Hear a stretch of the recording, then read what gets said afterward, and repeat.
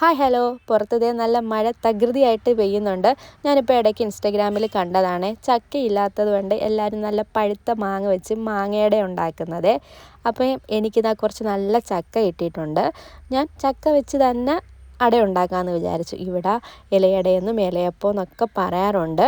അങ്ങനെ എനിക്ക് കിട്ടിയ നല്ല ചക്കയൊക്കെ വൃത്തിയാക്കിയെടുത്ത് തേങ്ങയും തിരുമ്മിയെടുത്ത് ശർക്കരയൊക്കെ എടുത്തിട്ട് ഞാനിവിടെ ഗോതമ്പ് മാവാണ് എടുത്തത്.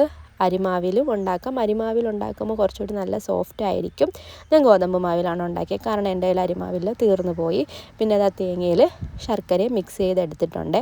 ഇലയൊക്കെ വാട്ടി വെച്ചിട്ടുണ്ട്. പിന്നെ ഇതിനകത്ത് ഒരു ഫ്ലേവറിന് വേണ്ടി ചേർക്കാൻ എൻ്റെ കയ്യിൽ ഏലക്കാപ്പൊടി ജീരകപ്പൊടിയൊക്കെ തീർന്നു പോയിട്ടുണ്ട്. അപ്പോഴാണ് എനിക്കൊരു കാര്യം ഓർമ്മ വന്നതല്ല, പറയണമെന്ന് തോന്നിയത്. എന്ന് വെച്ചാൽ നമ്മളിപ്പം എന്തിലായാലും എനിക്കിതില്ലല്ലോ എന്ന് വിചാരിച്ച് സങ്കടപ്പെട്ടൊന്നും ചെയ്യാണ്ടിരിക്കുന്നതിനെക്കാട്ടി ബെറ്ററല്ലേ എൻ്റെ കയ്യിൽ ഇതുണ്ടല്ലോ, എനിക്കിതെങ്കിലും ഉണ്ടല്ലോ എന്ന് വിചാരിച്ച് ഹാപ്പി ആയിട്ട് പോണത്. ഞാൻ അങ്ങനാണേ. അപ്പോൾ ഈ മാവ് ഇലയിൽ ഇങ്ങനെ നന്നായിട്ട് പരത്തിയെടുത്തിട്ടുണ്ട്.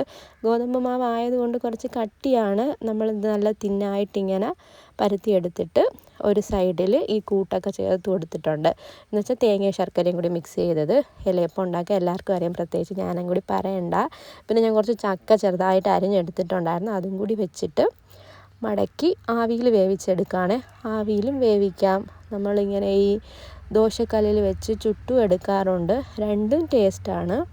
അപ്പം ഞാനിപ്പോൾ ആവിയിൽ വെച്ച് വേവിക്കാൻ പോവുകയാണേ. ഇതിപ്പോൾ ഞാൻ രാവിലെയാണ് ഉണ്ടാക്കുന്നത്. ഇനിയിപ്പം വൈകുന്നേരം അപ്പുക്കുട്ടൻ വരുമ്പോൾ അവനൊരു കട്ടന് വിട്ട് ഇത് ഈവനിങ് സ്നാക്സ് ആയിട്ട് കൊടുക്കാം. നല്ല ടേസ്റ്റ് ഉണ്ടായിരുന്നു. മധുരം ഞാൻ വേറെ ഷുഗറൊന്നും ആഡ് ചെയ്തിട്ടില്ല. ഒരു മീഡിയം മധുരമൊക്കെ ഉണ്ടായിരുന്നുള്ളൂ. ഇതങ്ങനെ വായിലിട്ടാൽ അലിഞ്ഞു പോകുമെന്നൊന്നും ഞാൻ പറയത്തില്ല, കാരണം ഇത് നല്ല ചവച്ചരച്ചാലേ അലിഞ്ഞു പോവുകയുള്ളൂ. പക്ഷെ നല്ല ടേസ്റ്റ് ഉണ്ടായിരുന്നു. ഇഷ്ടപ്പെടുവാണെങ്കിൽ ട്രൈ ചെയ്ത് നോക്കുക എല്ലാവരും. അപ്പോൾ വീഡിയോ ഇഷ്ടമായാൽ ലൈക്ക് ചെയ്യുക, കമൻറ്റ് ചെയ്യുക, ചാനലൊന്ന് സബ്സ്ക്രൈബ് ചെയ്ത് സപ്പോർട്ട് കൂടി ചെയ്യണേ. Bye, take care.